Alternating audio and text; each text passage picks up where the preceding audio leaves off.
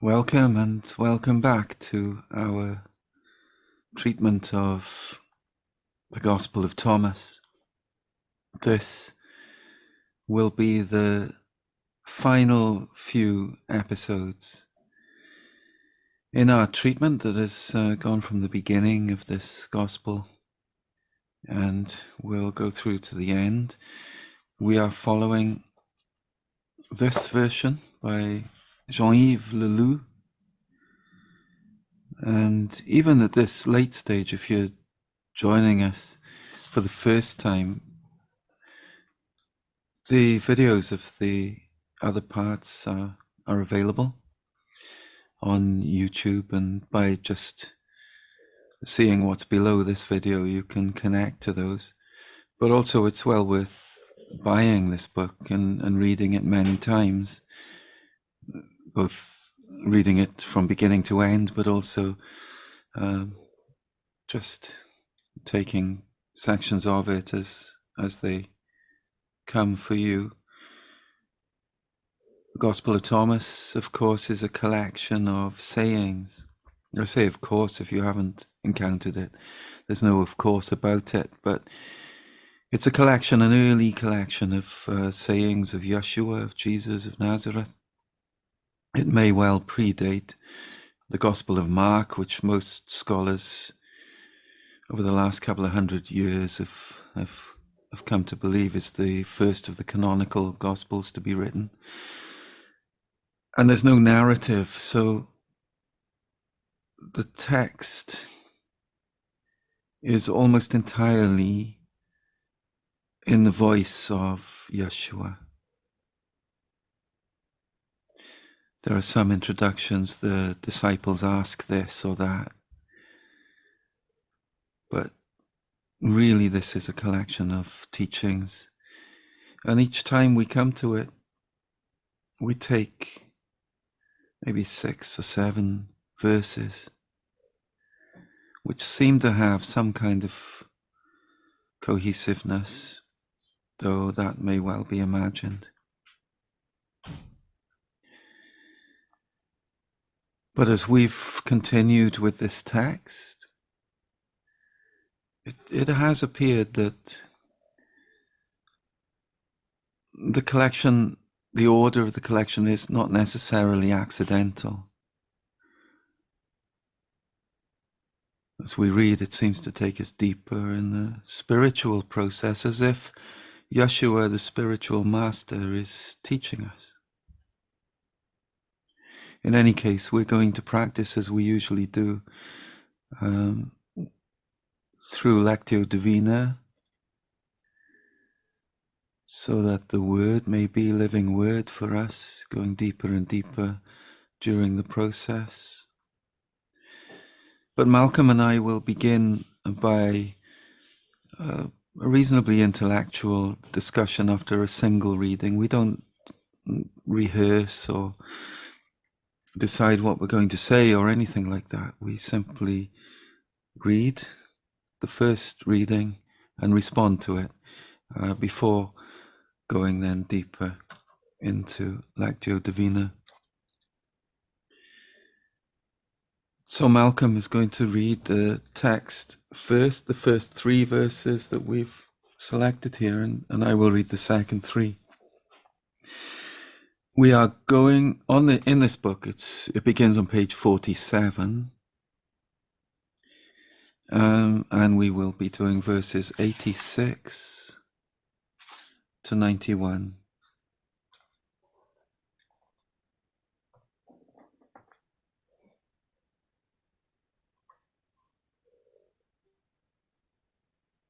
Yeshua said, "Foxes have their holes, and birds have their nests. The Son of Man has no place to lay his head and rest." Yeshua said, "Wretched is the body that depends on another body.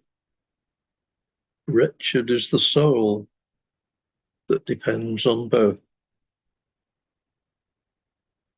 Yeshua said, "Angels and prophets will come to you.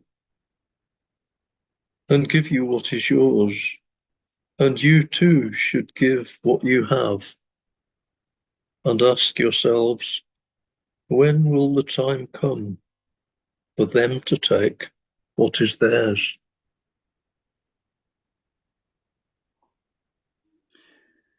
Yeshua said, "Why do you wash the outside of the cup? Do you not understand that the one who made the outside also made the inside?" Yeshua said, "Come to me. My yoke is good. My command is gentle, and you will find repose within you."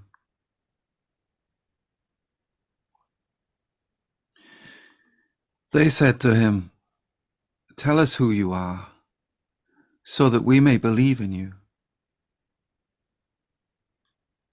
He answered them, "You search the face of heaven and earth,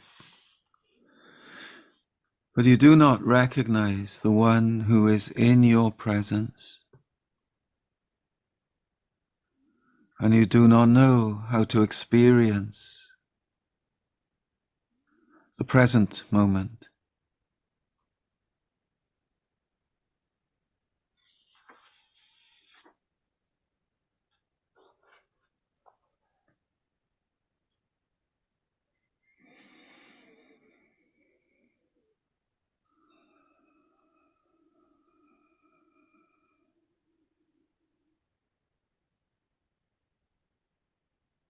It said in the introduction, Tim, they do, just reading through them, follow or seem to follow a kind of sequence. They're in groups, but they're also, as we've said before, of the form of Zen koans, which are used one at a time by the masters to teach their followers, and the ones that are chosen to give to their disciples to meditate on, to absorb. They're the ones that the masters felt were suitable for them. And I do wonder whether these were used in that same kind of way. As the Quakers say, things that speak to their condition. And we're told, aren't we, often that we can only receive what we're ready to receive. We can't go beyond that. But it is a stepwise process. And for me, some of these speak to my condition, as it were, more clearly than some of the others. I don't know whether you find the same thing.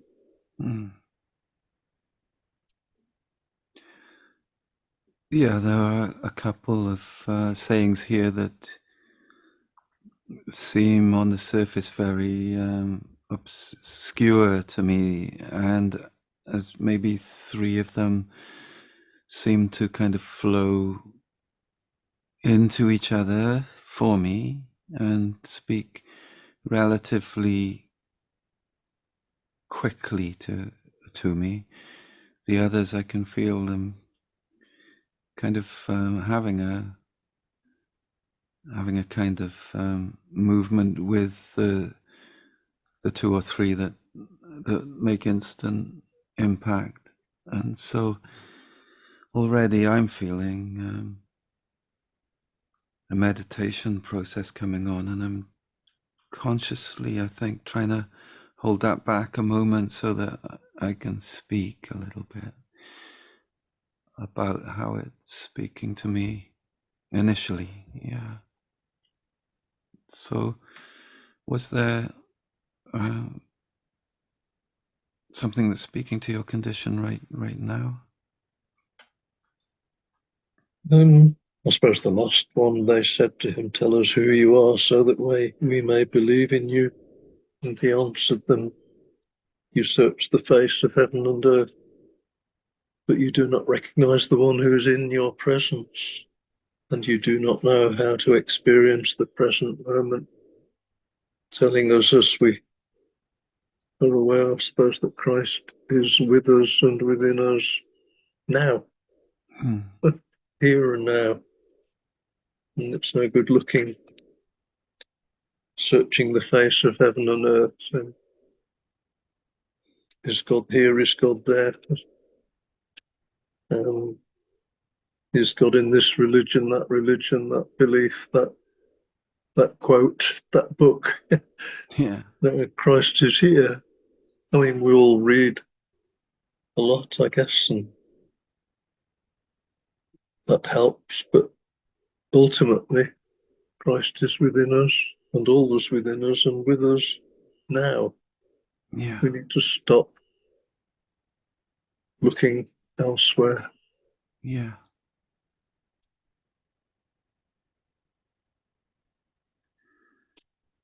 And he says that you don't know how to enter the present moment. If you do, then you will see me here, really, I suppose is the bit that doesn't need to be said. Yeah. Well, that's one of the verses that speaks quite clearly to me too.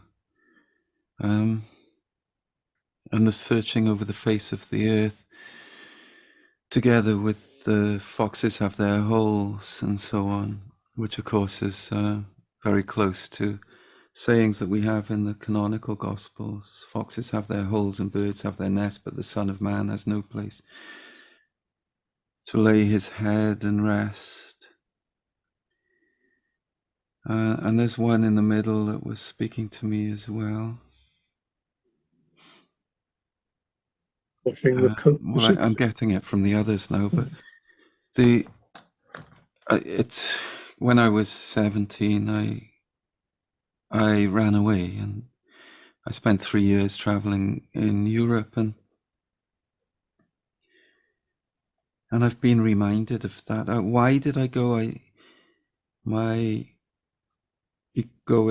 young egoic self was desiring to find truth, to find another way of being, I had read books by people like Jack Kerouac and a book written by a Welsh man from Newport, who I've forgotten his name now, but the autobiography of a supertramp. And these books had touched me deeply during a time of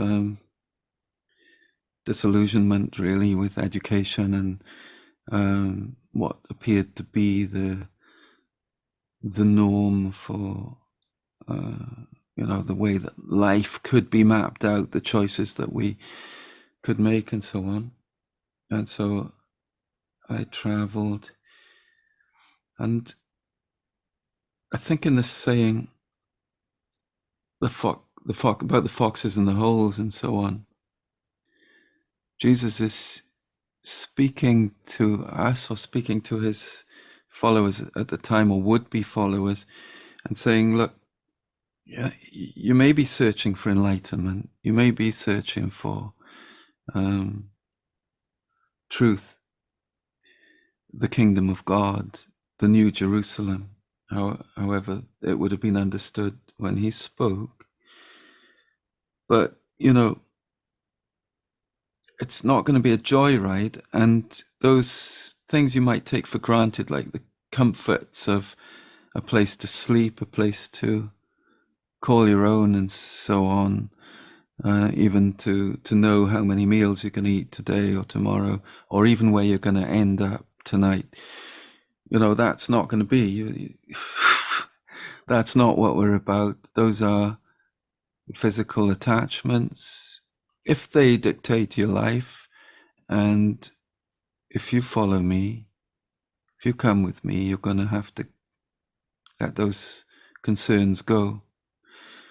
I just remember that a lot of trips I made, hitchhiking, walking, jumping trains, and so on. I can't remember a lot of the places I slept, and I can't remember the eating times. Some I can because they were particularly pertinent. A wonderful help that somebody may have given me, or a particularly difficult night, or the police stopping me on the side of the road in the middle of the countryside. I remember things like those, climbing into building sites and to sleep, but I can't remember once the so-called normality is stripped away. I think even at 17, 18 and 19 years old, I ceased to be really concerned with those things. Just, I remember more insights and that kind of thing than the physical. How did I get from here to there? I could recall it if I try really hard, I suppose. But there's a naked rawness about that saying, and the one you entering into the present moment.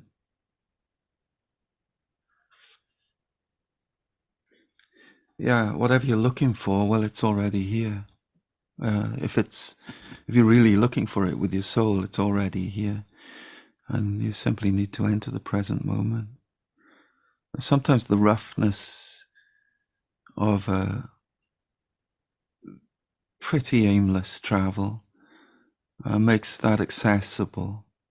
Of course, coming back into a more mainstream way of being, anesthetics come back in very, and I mean, there was 30 years or more since then, so yeah.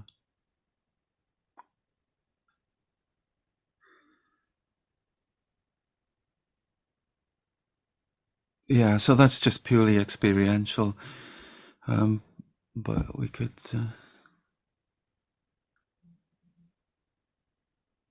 see it more universally.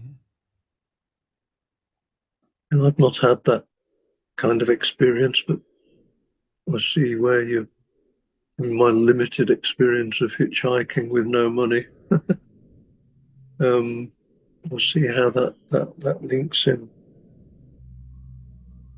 For one time hitchhiking back from France, I remember, from the south coast, no money, or few pennies left, sleeping under hedges and things, and Yeah.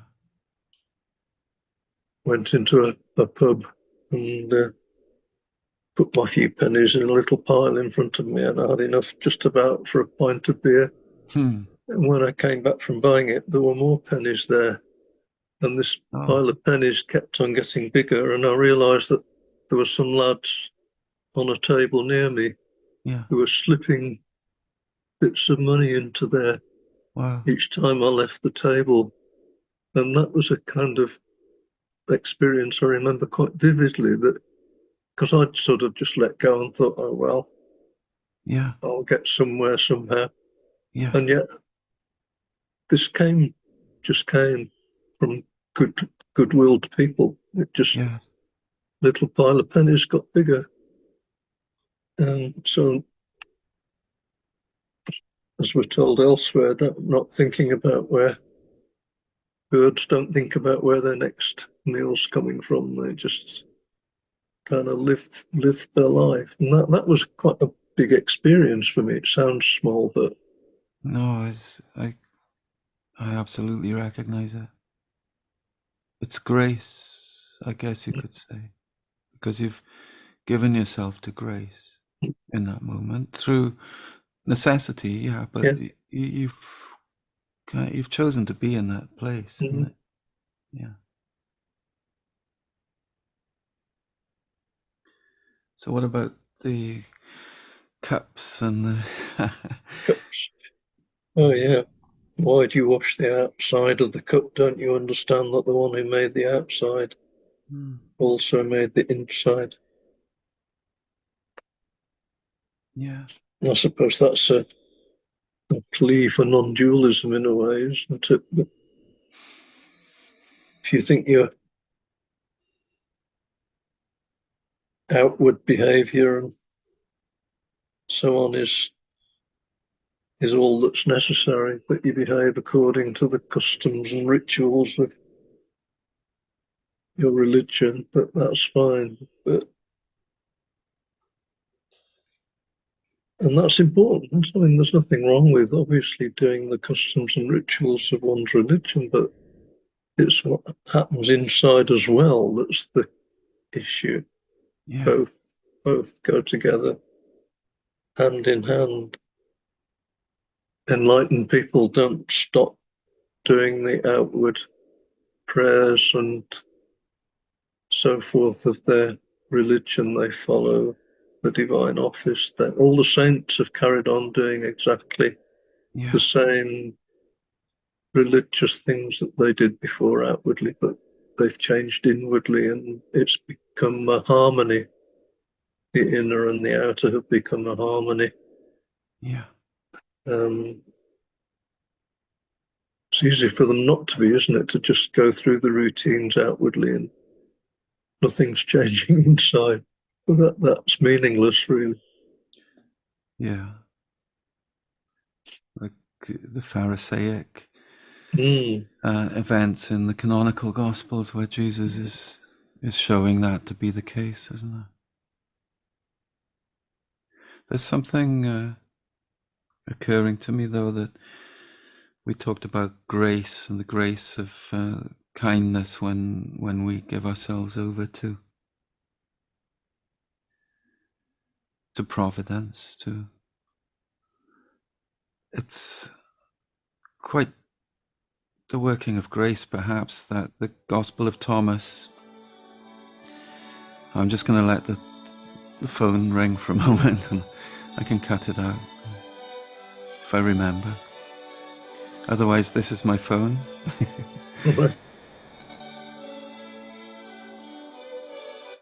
Yes, okay. Totally can't remember where I was going with that. That the Gospel of it seems to me perhaps the working of grace that the Gospel of Thomas took so long, and the other texts found in the Nag Hammadi finding, and in other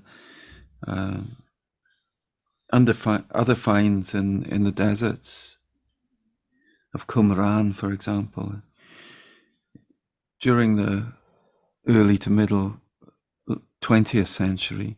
It took all that time for them to be revealed to us, and perhaps because you were quite easily talking about non-duality and the inside and the outside of the cup, but would we have been able to do that without the influence of Eastern faiths traveling this way? And there are plenty of theories, aren't there, these days, that part of the missing years in Jesus' life were spent further east, so that his teaching may well have taken on a flavor of that. And anyway, the Middle Eastern environment in which he was would have certainly been very different to a westernized, programmatic,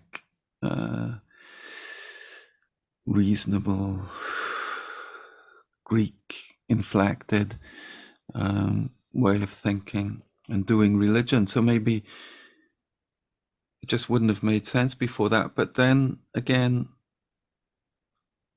there have been what we call saints all the way through who seem to have stripped away that the purely mental approach to religion, and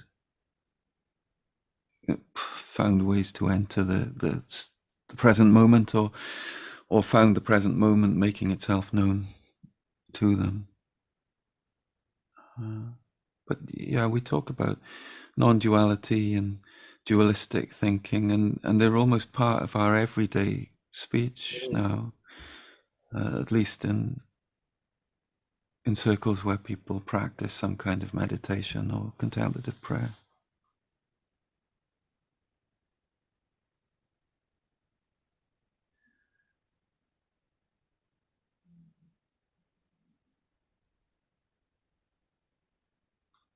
Yeah.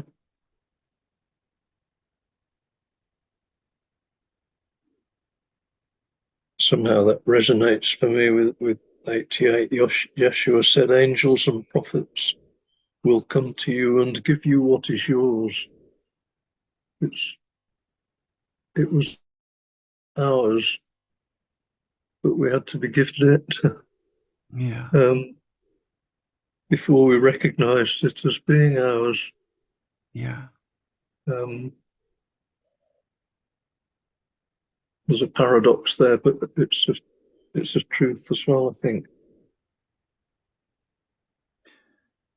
Do you mean given to us when we're ready, or Yes, yes, it have can the only be given when capacity? we're ready, Yeah. when our condition is such that we can take it on board. Angels and prophets, I suppose, know when we are ready. Hmm. Yeah. Yeah. Like Abraham sitting under the oaks of Mamre, and so many times in the Hebrew Bible and in the Gospels when that Paul's enlightenment on the road to Damascus couldn't happen before, presumably. Needed to happen then.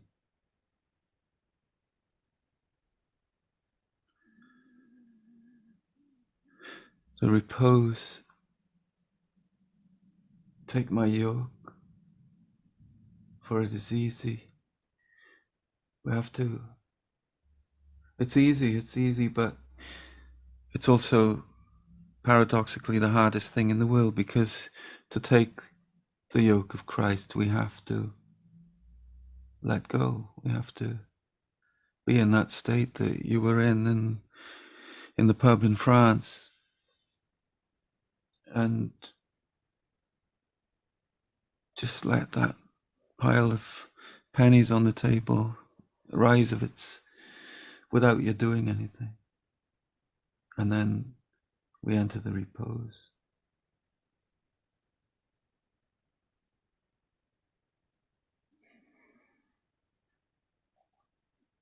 Yeah, it's a strange thing that it is hard, but it's odd that it's hard giving up the burdensome yoke Yeah. of, of this world and taking on the light and joyful yoke of the divine Yeah.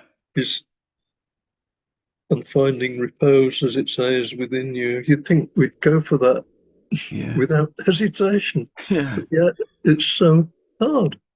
Yeah. That's how deeply we've sunk into the pit, as it were. The need for control, isn't it? And to Yeah. be worth something, because if we enter into repose, then the worldly values with which we've been indoctrinated from birth, really, they tell us, well, that's a waste of time. You need to do this, do that, make your mark and all of that kind of stuff. So letting go of that, we have to feel guilty about that. We have to find a way to accept that sense of guilt that we have, not necessarily to try to wipe it away, but to see it for what it is, and then let the power of that evaporate, or at least fade, so that we can move through it.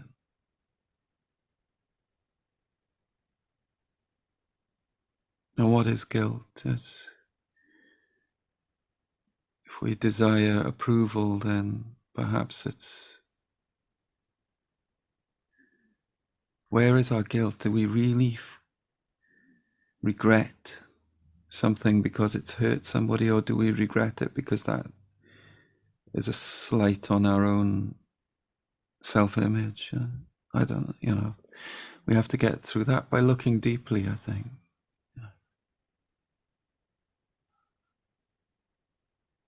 So we move to a second reading. Okay. Yeah.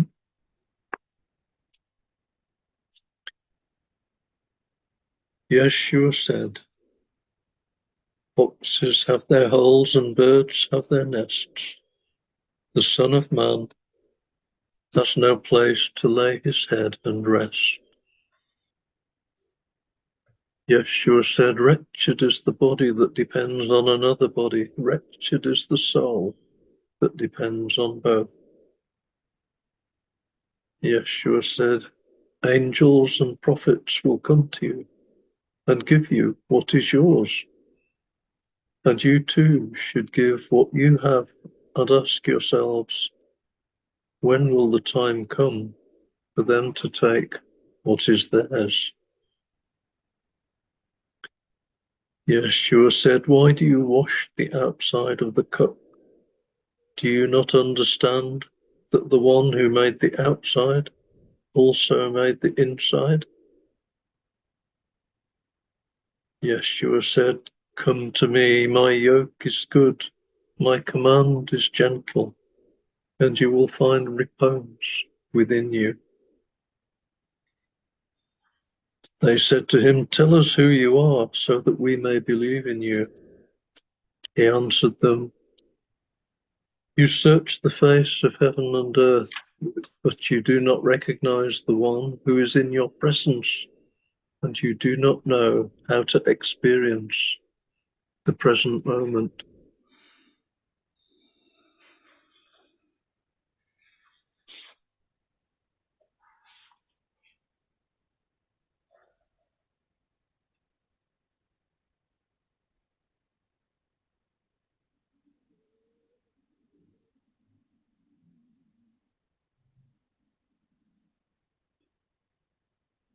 When will the time come? Experience the present moment.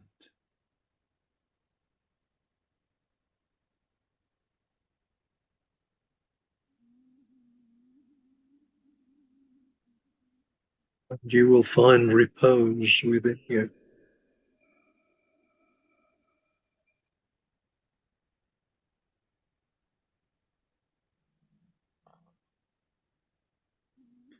Take my yoke.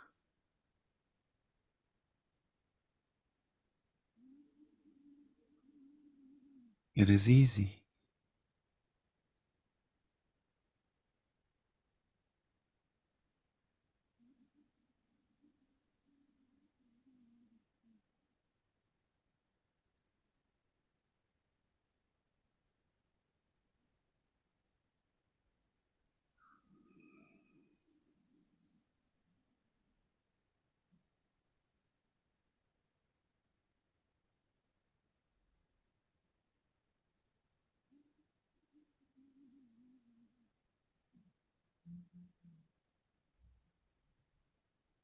The Son of Man has no place to lay his head.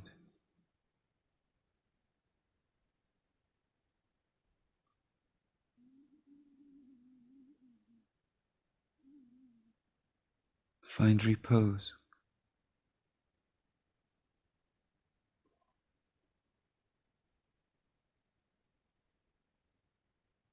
You should give what you have.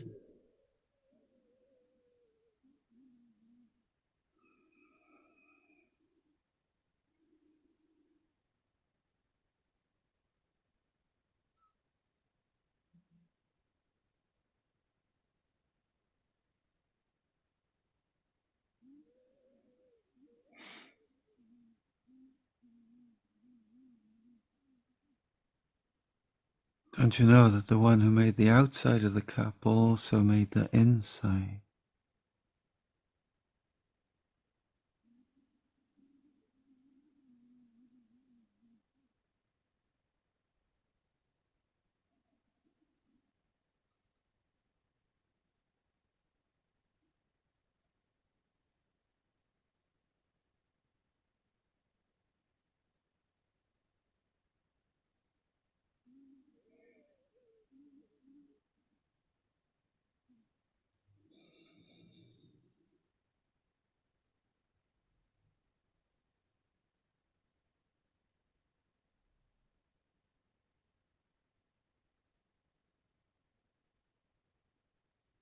Foxes have their holes and birds have their nests. Angels and prophets will come to you and give you what is yours.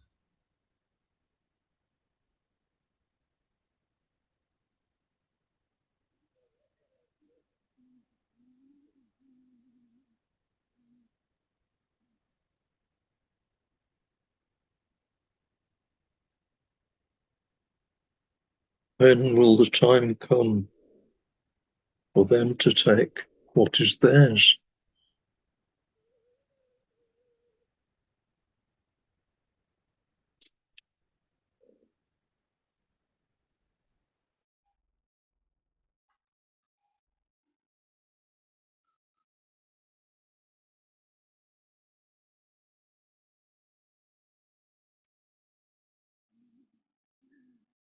Enter the present moment.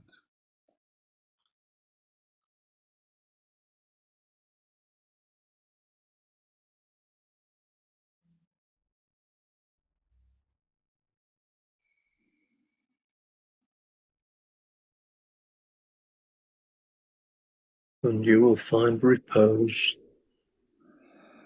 within you.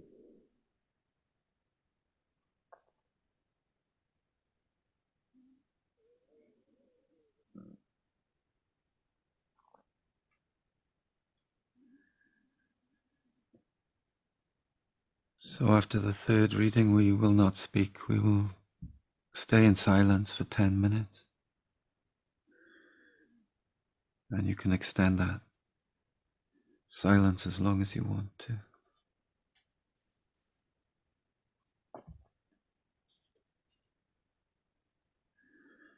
Yeshua said, "Foxes have their holes, and birds have their nests. The Son of Man has no place to lay his head and rest." Yeshua said, "Wretched is the body that depends on another body. Wretched is the soul that depends on both." Yeshua said, "Angels and prophets will come to you and give you what is yours, and you too should give what you have, and ask yourselves, when will the time come for them to take what is theirs?" Yeshua said, "Why do you wash the outside of the cup? Do you not understand that the one who made the outside also made the inside?" Yeshua said, "Come to me. My yoke is good. My command is gentle, and you will find repose within you."